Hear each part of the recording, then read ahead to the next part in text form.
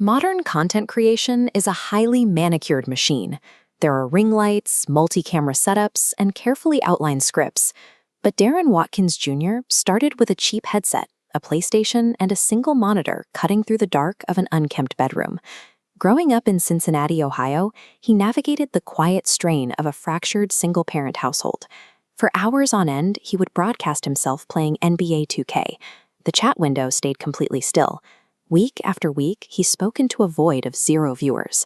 The outside world offered very little relief.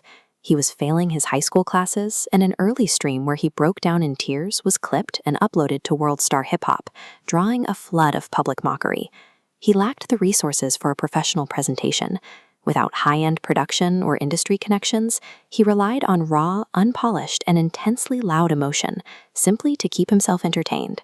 That viral World Star clip eventually caught his mother's attention.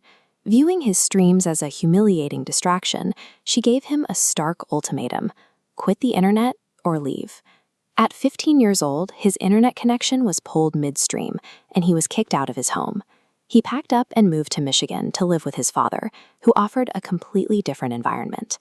Instead of shutting down the stream, his dad encouraged him to keep going. This chart shows exactly how compounding effort works. For months, the line stays completely flat near 0. He streamed daily, hitting 1,000 subscribers, then slowly climbing to a few thousand, letting the algorithm index his relentless output until the curve violently points upward. By putting himself on camera daily, failing and raging in real time, he was training his instincts. The constant exposure to a hostile gaming chat sharpened his ability to react instantly and loudly to any stimulus. Success at this scale doesn't require a flawless master plan. He achieved it by choosing the brutal repetition of public trial and error over quiet adolescence. That repetition eventually captured the algorithm. He broke out of the 2K community through pure auditory force, screaming at his monitor and barking at random opponents, generating a massive wave of TikTok clips. He then discovered global football. His intense, highly vocal loyalty to Cristiano Ronaldo gave him a universal language to connect with millions of fans far outside the United States. But the aggression that built his audience quickly bled over the line. After a highly aggressive outburst toward a female guest during an online dating show, Twitch banned him permanently. Confined to YouTube, the stunts grew increasingly careless. He lit a Pikachu firework inside his childhood bedroom, filling the house with smoke, and later promoted a heavily scrutinized cryptocurrency directly to his young audience. He had acquired tens of millions of viewers, but the maturity required to manage them was entirely absent. He was operating a massive media empire with the impulse control of a high school student, pushing toward an inevitable breaking point. The bill eventually came due during a highly publicized trip to London. He was attempting to transition from a bedroom streamer to a legitimate sports personality. Sky Sports, one of the UK's largest broadcasters, invited him to appear on their programming. But within hours, executives were alerted to his past misogynistic comments. They immediately cut ties, erasing all traces of his appearance from their channels.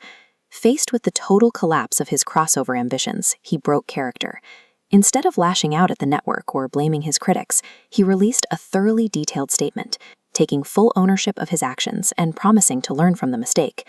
He immediately adjusted his trajectory. He stepped away from the toxic isolation of video game lobbies, moving his camera outdoors to broadcast in real-life adventures, charity football matches, and studio music sessions. A corporate blacklisting usually ends a career.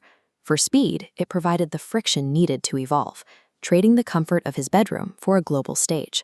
He took this new format on a global tour, broadcasting live from the streets of dozens of countries. The response was physical and overwhelming. The sheer volume of his fame became a logistical hazard. In Norway, thousands of frenzied fans completely surrounded a second-floor souvenir shop, trapping him inside until security could physically carry him to safety. In Indonesia, the numbers reached historic heights. He shattered the world record for an individual YouTube creator's livestream, pulling in over 1 million concurrent viewers and gaining 140,000 new subscribers in a single hour. But the climax of this global sprint happened quietly in a stadium parking lot, where a car finally pulled over, allowing him to fall to his knees and meet his idol, Cristiano Ronaldo, face to face. By drawing masses into the streets across multiple continents, he proved that a creator's impact is no longer measured solely by a digital algorithm, but by the physical presence he can generate in the real world. This trajectory follows the specific structural beats of a shonen anime. Like the protagonists of those stories, he operates on unbridled ambition. He ignored the conventional rules of broadcasting, fueled by a stubborn refusal to accept his initial reality. Yet underneath the chaotic exterior lies a noticeable streak of empathy. Off-camera and unprompted, he frequently hands out large sums of cash to fans and struggling strangers he encounters on the street. It is a staggering distance to travel.